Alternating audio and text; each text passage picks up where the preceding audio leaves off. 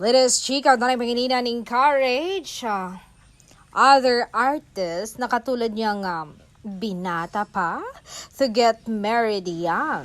Nagulat nga mga mosang nang sinabi ito ng matining idol sa harap nila. Dagdag pa niya, marrying young, one of the best things in life, saying there's nothing better than coming home to a wife who loves you and has your back. Ano kaya ang ibig sabihin ni Donnie? Matagal na ba siyang ikinasal kay Belle? Yan ang dapat nating alamin sa mga ilang araw kung totoo ba ang ating haka-haka na ikinasal na siya.